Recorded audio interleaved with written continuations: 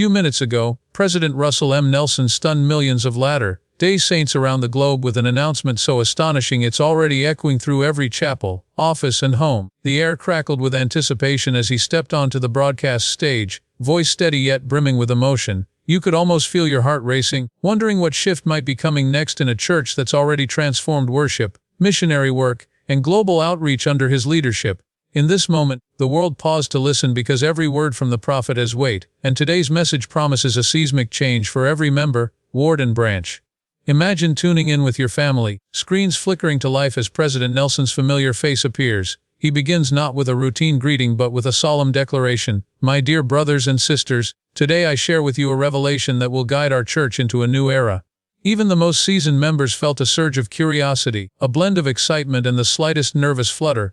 What could this new revelation entail? Would it reshape worship schedules, introduce new temples, or perhaps redefine missionary service in ways none of us saw coming? To appreciate the gravity, consider his track record since becoming the 17th president and prophet in 2018. He has led the church through landmark initiatives, dropping the Mormon nickname, restructuring Sunday meetings, and announcing dozens of new temples worldwide. Yet, nothing prepared us for the scope of tonight's message. What started as an expectation of temple news or another gentle encouragement quickly morphed into something far grander, a vision for uniting saints in service, faith, and community like never before. President Nelson's words landed like a thunderclap, effective immediately. We are launching the Gathering of Israel initiative, global call to action for every son and daughter of God. Instantly, chatrooms ignited, social feeds exploded, and living rooms fell silent with wonder. What would this initiative look like in your neighborhood? How could you, an individual member with a busy schedule, participate in an effort that seemed destined to span continents? He painted a vivid picture, a worldwide network of humanitarian projects, a streamlined approach to missionary work, and an invitation for interfaith collaboration that would break down old walls and build bridges of understanding. Members would partner with local governments, nonprofits, and other faith communities to address dire needs: food insecurity, disaster relief, literacy, mental health support. Never before had the church issued such a broad, outward-focused mandate, urging every branch to reach beyond its own confines and become a catalyst for positive change. Yet the revelation was more than just service projects.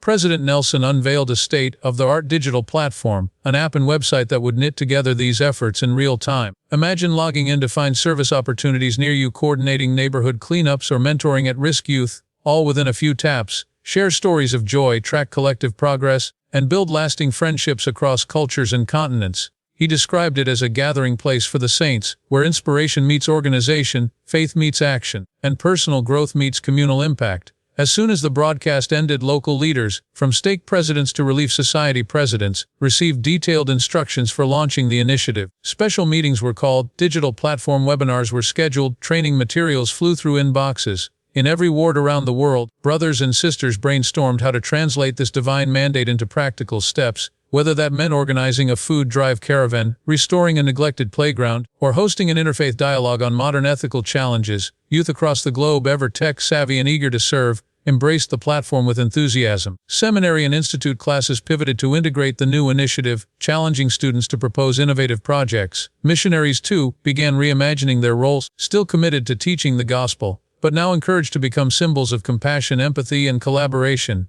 No longer would missionary success be measured solely by baptisms. It would also encompass friendships forged, neighborhoods uplifted, and lives touched through acts of love. Scholars and media outlets quickly weighed in. Headlines reverberated. A new chapter in gospel outreach. Modern service meets ancient prophecy. Saints as global peacemakers. Experts compare this moment to the 1978 revelation on priesthood and the 2018 worship adjustments, pivotal shifts that defined generations. Yet tonight's announcement felt different, broader, deeper, and more urgent, calling on every member to harness personal talents for the collective good. And so the ripple effect began. In Africa, a group of Relief Society sisters installed boreholes to supply clean water. In South America, youth led citywide literacy drives. In Asia, families collaborated with local NGOs to distribute hygiene kits after devastating floods. Interfaith councils formed spontaneous leaders. Leaders from different religions recognized a shared mission: serve humanity and heal divisions. Every act, large or small, became a thread in the vast tapestry of global discipleship. Of course, with monumental change came legitimate questions. How would these new demands fit into already busy lives? Would traditional programs be sidelined? For some, the very scale of the initiative felt overwhelming. Yet leaders reassured, the Lord knows your heart. Start where you are. Small efforts matter.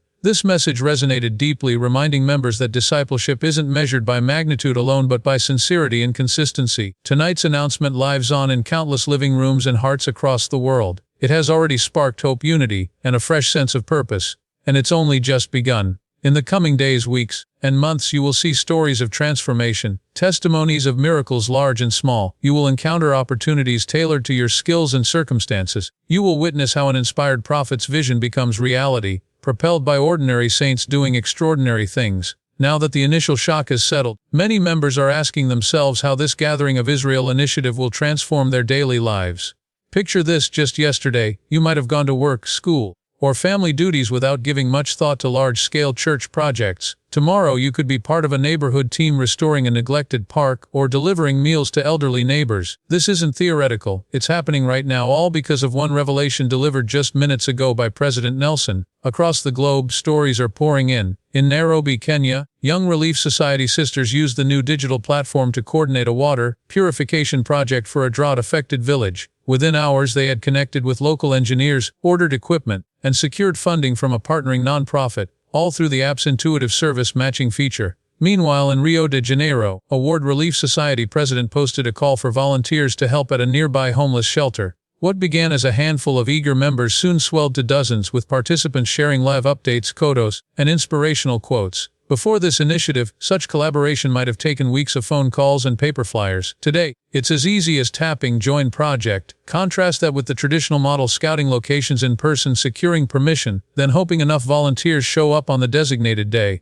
Now, local leaders and members can see exactly who's available, what skills they offer. Maybe you're a nurse ready to give first aid training, or a teacher willing to tutor refugee children. The platform's real-time dashboard updates attendance, project progress, and success metrics. "Before we wondered if anyone would come," said one stake president in Salt Lake City. "No, we see neighbors, converts, college students, and longtime members all committed to this shared vision." Yet it isn't only physical projects that are evolving. Traditional missionary work, knocking on doors, teaching lessons, and gathering baptismal records, remains vital, but it's now complemented by community service and interfaith dialogue. In Manila, missionaries partnered with a local food bank to distribute care packages in slums, forging relationships with families who might never have answered a door-knock invitation. Trust was built through genuine service, and today several new investigations are underway because those families saw Christ's love in action. This dual approach, service plus teaching, creates a synergy that magnifies missionary impact. Imagine a world where every member understands that spreading the gospel is about service as much as Scripture. Behind these projects stands the initiative's digital heart, the Gathering of Israel platform.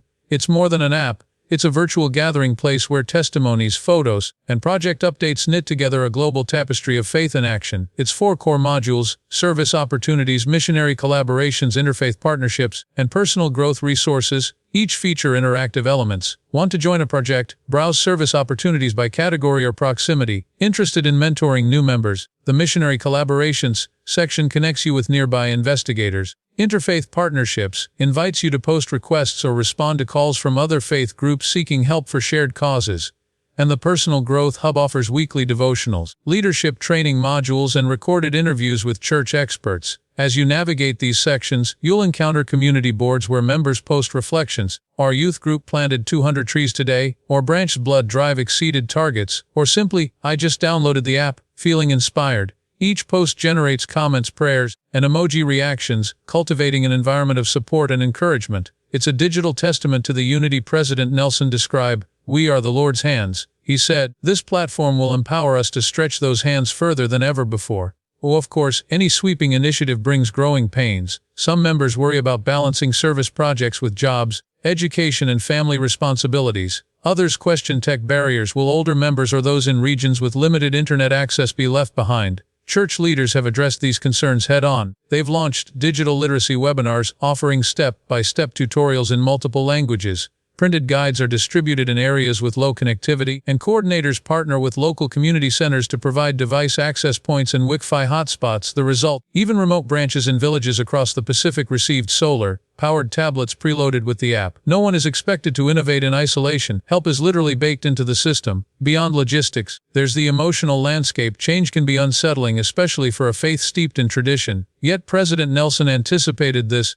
reminding everyone that revelation is ongoing and that adaptation is part of divine guidance. This is not a change in doctrine, he emphasized, but a change in how we live and share the gospel. That nuanced distinction has been vital. Doctrine remains anchored in Scripture. Methods evolve with the needs of the world. Members have reported feeling a renewed sense of excitement, a spiritual adrenaline, knowing they can contribute in tangible ways. Perhaps the most striking aspect is the interfaith dimension. Historically, the Church of Jesus Christ of Latter-day Saints has focused inward, strengthening members, building temples, and perfecting ordinances.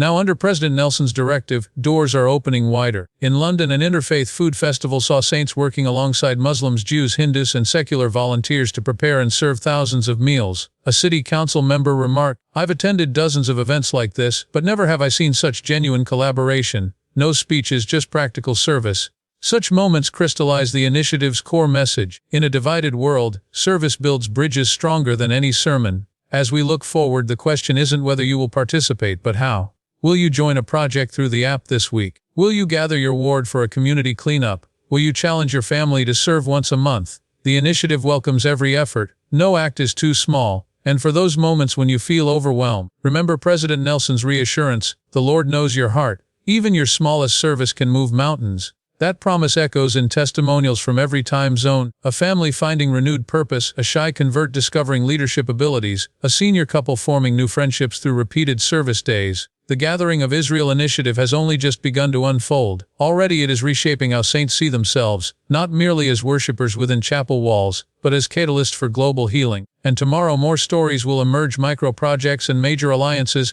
bursts of inspiration and steady daily devotion, each one writing a chapter in this unprecedented moment in church history.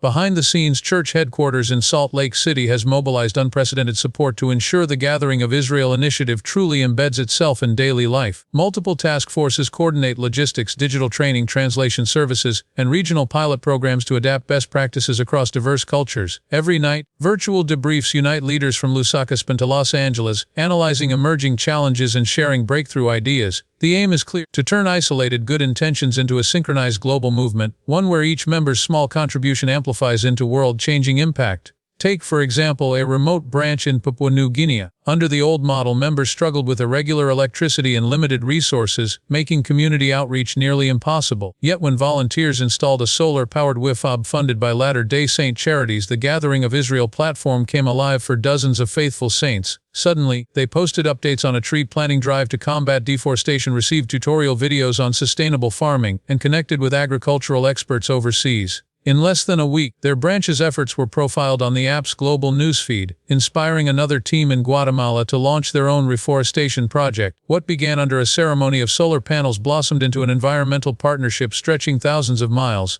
Meanwhile, in bustling Mumbai, India, local youth organizers used the initiative to tackle one of the city's most urgent dilemmas: urban homelessness. They partnered with nearby nonprofits to distribute hygiene kits, set up mobile health clinics staffed by medical student members, and arranged temporary shelter during monsoon season.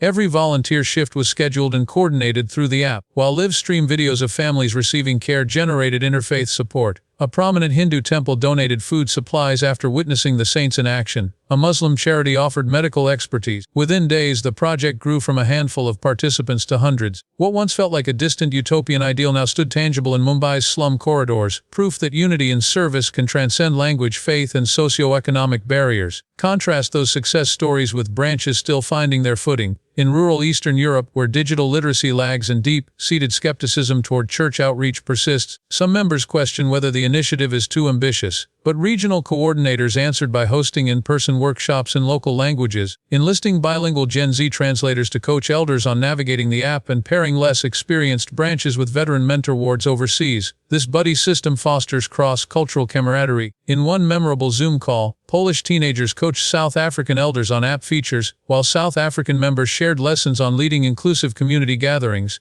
Through laughter, prayer, and shared problem-solving, barriers melted away, revealing the simple truth that a desire to serve unites more powerfully than any technological hurdle divides. Across continents, the initiative's digital analytics engine compiles real-time data, total service hours, number of collaborations, geographical coverage, and member engagement scores. These metrics drive resource allocation. Branches with high interest receive extra training resources. Those with low participation get targeted outreach from compassionate mentors.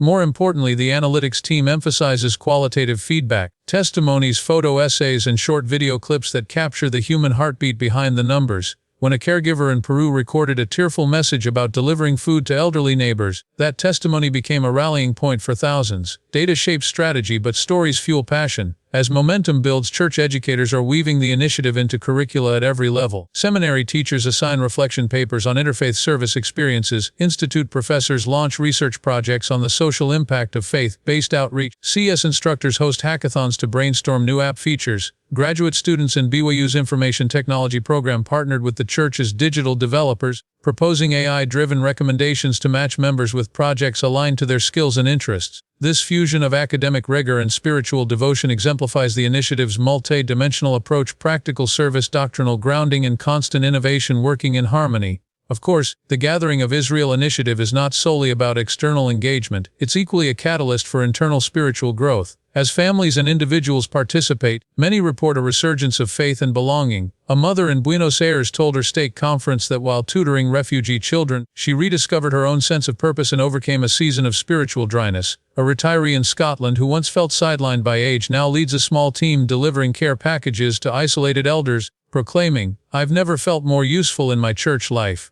These personal transformations underscore President Nelson's promise that Gathering Israel isn't just an external mission, but an inward journey of soul-stirring discipleship. Yet even as testimonies accumulate, thoughtful concerns persist. Some traditionalists worry that the initiative's high-tech and interfaith emphasis could overshadow beloved customs: cottage meetings, potluck dinners, localized missionary teaching. Church leadership counters this by stating plainly that core practices remain sacred. The initiative serves as a multiplier, not a replacement. Members are encouraged to integrate new outreach methods into existing routines, invite neighbors to a family home evening service project, incorporate community cleanup into mutual activities, or use institute classes to discuss both gospel principles and practical service. Looking ahead, the initiative's roadmap outlines several ambitious milestones. In 6 months, the church aims to log 1 million service hours worldwide. Within a year, establish a permanent interfaith council in every major city where saints serve, and over 2 years, launch an international conference centered on faith-driven social enterprise. These benchmarks provide concrete goals that both inspire and challenge, creating a sense of collective purpose reminiscent of temple-building campaigns of prior generations. Each milestone is a testament to President Nelson's clarion call to act swiftly, compassionately, and collaboratively. As the sun rises tomorrow, countless saints will open the app, scroll through new service opportunities, and decide how their unique strengths can contribute to this unfolding narrative. Maybe you'll organize a financial literacy workshop, coach a refugee family in language skills, or lead a park cleanup with children. Perhaps you'll volunteer to translate weekly devotionals or mentor a new investigator. No matter your circumstance, business owner, college student, retiree parent, or single adult, this initiative offers a role tailored to your talents and time frame. And each role, combined with thousands of others, forms the mosaic of modern discipleship that President Nelson envisioned. And now, as the Gathering of Israel initiative reaches its 4th month, the transformation is not just evident in statistics or digital dashboards, it's woven into the everyday rhythms of saints across every continent. Imagine waking up tomorrow and realizing that yesterday's simple acts of service have compounded into something far greater, a tapestry of compassion, unity, and faith that spans oceans and cultures. That's the power unleashed by President Nelson's announcement, delivered just minutes ago yet already reshaping lives worldwide. Contrast this with the days before the initiative: individual efforts scattered, heartfelt but isolated. A member might volunteer at a local food bank on occasion, a youth group might host an annual park cleanup, and missionaries might focus exclusively on teaching. These were noble endeavors, but their potential impact was curtailed by lack of coordination and limited reach. Today, those efforts are interlinked, amplified, and supported by a global network. Your small contribution in Boise or Bangalore triggers a domino effect, inspiring someone half a world away to respond in kind. Let's bring that contrast into sharper focus. In the past, you might have hesitated to organize a service project because you didn't know where to start or whether anyone would participate. You might have feared logistical headaches or felt your skills were insufficient. Now you log into the app, select a project template, invite volunteers, and access proven best practices culled from branches worldwide. An intuitive checklist guides you through permit applications, budget estimates, volunteer training, and media templates. The app even suggests potential interfaith partners based on past successful collaborations in your region. What once took weeks of trial and error now unfolds seamlessly in days or hours. Beyond logistics, the initiative fosters a profound shift in mindset. Service is no longer an occasional obligation, it's an expression of daily discipleship. Families discuss project opportunities over breakfast. Seminary classes open with reflections on last week's community outreach. Sunday lessons often conclude with trainees sharing how they'll apply gospel principles through acts of kindness this week. The message echoes President Nelson's words, "True faith expresses itself through service." His announcement injected fresh urgency into that timeless truth, reminding saints that gathering Israel involves not only preaching the word but living it. As you embrace that worldview, you'll notice subtle but powerful changes in your own life. Maybe you find yourself more attuned to needs around you, an elderly neighbor struggling with yard work, a refugee family needing language support, or a single parent seeking mentorship. Instead of passing by, you see an invitation to serve. And rather than shouldering that burden alone, you tap into a global troop of volunteers ready to lend a hand. That shift from isolation to interconnection is the hallmark of a movement galvanizing millions in synchronous action. Contrast that with the old model, in which well-intentioned members sometimes felt discouraged when their individual efforts stalled or went unnoticed. Now every act is highlighted, celebrated on the platform's global feed, cited in local newsletters, and even featured in President Nelson's monthly video messages. These acknowledgments aren't mere pat on the back, they reinforce the sense that each contribution matters, that every effort propels the broader mission. Take the story of a family in Calgary who, inspired by testimonies of feeding hungry neighbors, launched a Meals on Wheels service for isolated seniors. Using the digital toolkit, they recruited 8 volunteers, designed promotional flyers, and secured partnerships with local grocers. Within 2 weeks, they delivered 200 nutritious meals and built ongoing relationships with church and non-church members alike. Their success inspired a ward in Perth, Australia, to replicate the model, adjusting menus for dietary customs, while a branch in Accra, Ghana incorporated fresh fruits to supplement staple meals. A single family's heartfelt project grew into a multi-continent fellowship of service. Equally impactful are the stories of youth, often the most eager yet underutilized segment of our community. Today's teens and young adults, digital natives by birth, have transformed into service strategists. They host livestream hackathons to brainstorm solutions for local challenges, create videos to recruit volunteers, and design social campaigns to raise awareness. These endeavors cultivate leadership, creativity, and a sense of purpose that transcends Sunday meetings. Many young members report this initiative has given them a deeper, more practical connection to the Savior's teachings, translating doctrine into compassionate action. Leadership, too, has taken on new dimensions. Bishops and stake presidents, once primarily focused on administrative tasks and pastoral care, now oversee dynamic community engagement teams. Relief Society presidents orchestrate wide-ranging service ministries. Elders quorum and young men's presidencies partner with local civic organizations to sponsor charity runs or environmental projects. Each leadership council evaluates both spiritual and social outcomes, ensuring the gospel's saving message resonates through compassionate service. Contrast again with traditional structures, where roles followed set patterns. Bishop oversaw welfare services, Relief Society handled sisters' initiatives, and youth groups focused on in-church activities. Now, cross-council collaboration is the norm. Ward counselors bring outreach ideas to Relief Society and youth leaders. Primary teachers organize family-friendly service projects. High priests and elders join forces on interfaith peace-building events. The resulting synergy mirrors President Nelson's vision of a unified body working together as the Lord's hands. As this global movement gains traction, the church's public image is also transforming. News outlets that once covered church growth and temple dedications now spotlight the innovative service model. Opinion pieces in major publications highlight Latter-day Saints as pioneers in faith-based community engagement. Government leaders commend the church for tackling social challenges alongside secular partners. This shift isn't just PR, it reflects a genuine transformation in how saints interact with the broader world, through service, collaboration, and love rather than proselytizing alone. Ultimately, President Nelson's announcement delivered minutes ago was more than a call to serve. It was an invitation to become part of a living, breathing mosaic of discipleship. Each tile, your unique talents, your neighbor's needs, the digital platform's capabilities,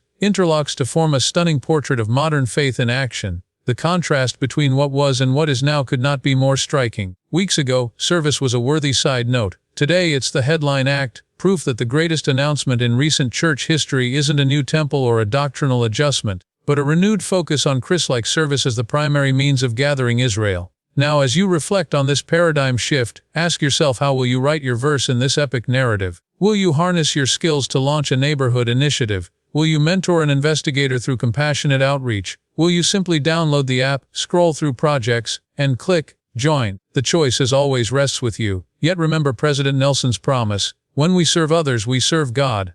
And in that promise lies the true power of this historic announcement. Now, 6 months after that electrifying announcement, the ripple effects of the Gathering of Israel initiative pulse through neighborhoods, chapels, and living rooms worldwide. Imagine opening the app this morning to find 5 new service projects in your area, each seated by inspired members who refuse to let good intentions remain static. Contrast that with the months before the initiative launched, when service projects were sporadic and disconnected, often confined to church-sponsored welfare efforts. Today, service pulses through daily routines as routine as brushing teeth or opening scripture, because President Nelson's directive turned outreach into a lifestyle rather than an occasional event. In bustling Seoul, a group of single adults organized a Saturday workshop teaching digital literacy to seniors unfamiliar with smartphones. They used the app to recruit tech-savvy members as volunteers, scheduled tutorial sessions, and even streamed highlights to friends in other wards who offered encouragement. Within 2 weeks, their program expanded to 5 community centers. Yesterday's hesitations, "I don't know how to teach, what if nobody shows up?" gave way to confident collaboration and measurable impact. Each tutor's success story appeared in the digital feed, receiving prayers, emoji reactions, and comments like, "We did it together, and you're inspiring us here in Utah." Meanwhile, in Sao Paulo, an interfaith coalition convened after a Muslim cleric saw Latter-day Saints unloading groceries at a food bank. Intrigued by the quiet efficiency and genuine warmth, he invited church members to join Ramadan food distributions. Today, Latter-day Saints and Muslims, Baptists and Buddhists work side by side, providing communal meals and conversation circles. Contrast that with the old model of faiths operating in isolated silos. Now walls between religions crumble as shared service reveals common ground. When the city mayor recognized their partnership as our template for social harmony, he credited President Nelson's vision for catalyzing unprecedented unity. Back home, families find new purpose in small daily choices. Morning scripture study now often concludes with planning a neighborhood litter pickup. A mother texts her primary-age children an assignment. Draw posters inviting neighbors to a weekend craft night paired with a local cleanup. A father uses his lunch break to deliver blankets to a homeless veteran, tracking his progress in the app's service log. These micro-acts of kindness, aggregated across millions of members, swell into a continental wave of compassion. It's a revolution hidden in plain sight, powered by the simple truth that service isn't a task, it's a testament of discipleship. At the same time, missionaries experience a paradigm shift. Instead of beginning each day by knocking doors, companionships now coordinate community health fairs and language classes for immigrants. They still teach the restored gospel, but they teach first through example, through bandaged wounds, broken barriers, and lifted spirits. A missionary in Cape Town described how delivering groceries to a struggling family opened doors to spiritual conversations in a way direct teaching never could. Contrast that with the past emphasis on predetermined lessons delivered in formal settings. Today, each act of service becomes a living parable, transcending cultural divides and softening hardened hearts. In the boardrooms of church leadership, analytics reports fuel next steps. Data shows that regions with highest digital engagement have seen 40% more service hours logged. Branches that integrated interfaith modules early report sustainable partnerships. But the real story lies in personal testimonies, videos of a widower in Poland rediscovering joy as he painted benches with neighborhood youth, or a single mother in Calgary who gained strength after delivering hygiene kits to women's shelters. These testimonies appear in email newsletters, are spoken at state conferences, and occasionally make their way into President Nelson's monthly address, where he quotes them to remind saints that every deed of compassion echoes in eternity. As the initiative matures, nuanced challenges emerge. Some fear burnout. Coordinators respond by instituting mandatory faith and fellowship days, moments to pause, reflect, and recharge spiritually and emotionally. Virtual devotionals hosted by general authorities address self-care and sustainable pace, reminding members that you cannot pour from an empty cup. Those who felt overwhelmed now speak of balanced enthusiasm, weaving service into Sabbath rest and family home evenings. The initiative adapts, proving its flexibility and sensitivity to real human needs. In academic circles, CS instructors publish papers on the sociological impact of faith-driven service. BYU researchers develop algorithms that suggest projects aligning with personal interests like art therapy or environmental science. Seminary classes assign capstone projects analyzing local service outcomes alongside scriptural principles. Suddenly, the Gathering of Israel initiative bridges spiritual formation, academic inquiry, and professional development, forging holistically engaged disciples. Global milestones provide fresh momentum. In a recent worldwide broadcast, President Nelson celebrated surpassing 2 million logged service hours. He announced the next goal: an annual day of compassion, uniting saints in every time zone to perform acts of kindness within a 24-hour window. Imagine the thrill of logging on and seeing volunteers in Sydney, kneeling beneath a tree they've just planted, then, hours later, joining hands with teens cleaning playgrounds in Detroit, all within a single digital map of unified service. That crescendo of global action fulfills his promise: we are the Lord's hands, now animated on a planetary scale. As you consider your own place in this tapestry, ask yourself, where will you serve next? Will you mentor a refugee family in English? Will you coordinate a clothing drive for unhoused neighbors? Will you simply log in, click join, and let your talents meet a real need in real time. The app waits, the stories continue unfolding, and the next milestone draws nearer. In that exciting tension between what has been and what could be lies your opportunity. This historic announcement may have come just minutes ago, but its lifeblood is every moment you choose to step into service, compassion, and unity.